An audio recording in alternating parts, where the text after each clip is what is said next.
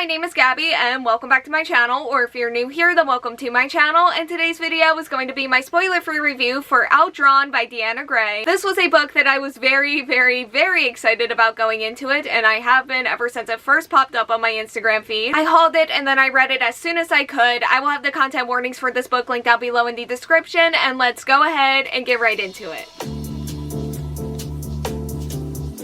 Outdrawn follows one of our main characters, Noah, who after her webcomic makes it to the top 10 on Inkmix, she receives an offer for a full-time position at a company that is relaunching their cult classic comic. Everything is falling into place until she finds out that she will be working with her college rival. And that brings us to our other main character, Sage, who despite having a ton of success and raw talent, is trying to fix her plateaued career by working on the same comic. Noah and Sage have to learn to work together as a team, which is already hard enough, but things get even harder when they start to fall in love.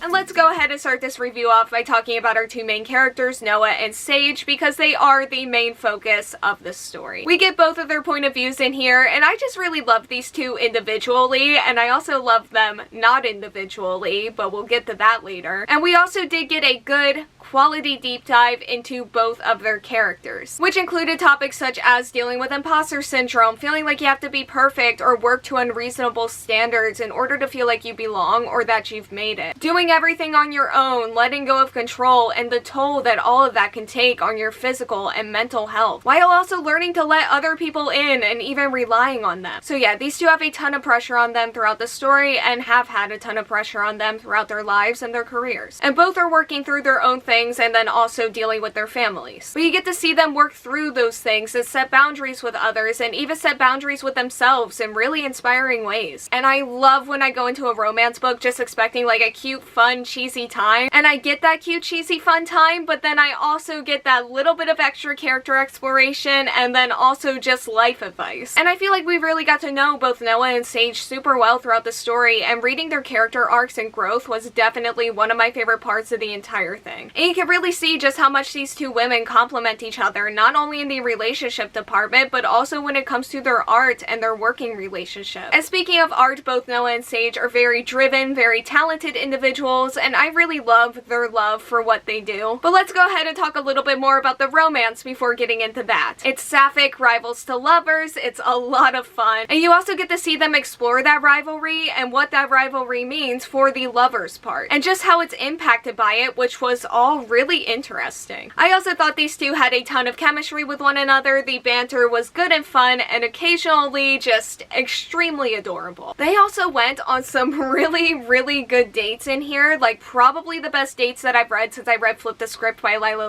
about a year ago. And these dates helped create like these little lovely pockets of time for our two characters that also really helped me get invested and lost in their relationship. Like there were some really good romance moments in here. And like I said earlier, I thought that this book did a really good job early on to establish why these two work so well together. And I have a lot of love and appreciation for them, both as individuals and together as a partnership. And I also think that it definitely helped that we got to know the characters so well throughout the story, and I loved reading them open up to one another, support one another, and just grow together. And this book also does feature some other really fun characters as well. For example, the other members who are working on their comic team. You can tell there's a lot of love there. It read as very found family to me, and they just have a ton of chemistry together overall. And now let's go ahead and talk more about the comics and the art, because I think the only complaint I have about this book is that we didn't get to see more of the comics. Not even so much as visually see them, although that would have been super cool, but I would have loved just getting to know more about their comics, from the one that they're working on together to the ones that they're working on individually. Like, I do think the story gave us enough. Like, I think it gave us what we needed in order for the story to work, but I did selfishly just want like a little bit more here, because what we did find out throughout the story sounded really cool. And it was also one of the many things that I was excited about going into this book. But otherwise, I did really love how this book incorporated art and comics into the story. And I mean, let's face granted, I love that this book did it at all. Like, I might need to re-download Webtoon after this, or maybe just like draw or paint something, I don't know. The competition aspect was also interesting, and again, I would have loved to learn a little bit more about their competitors and what they were working on. And I do love that this is a book that has so many characters who love art and comics and who are passionate and chasing their dreams. Something else I thought was interesting about this story is that Noah and Sage are in different places in their careers, and there is still so much future and potential in front of them, which I love that for them, and they deserve it, but they also deserve a break. Which again, I do really love that this book explores that. Overall, I don't think there was a single moment while I was reading this book where I wasn't having a great time. Which for a book that I was this hyped for going into it, that is a huge relief. It was cute, it was fun, it was relatable, it had a ton of heart, and these pages just flew by without me even noticing, and I am going to be giving Outdrawn by Deanna Grey 5 out of 5 stars. Okay, so that is all that I have for today's video. Thank you all so much for watching. Like, comment, subscribe, hit the bell, and answer the question that'll be around here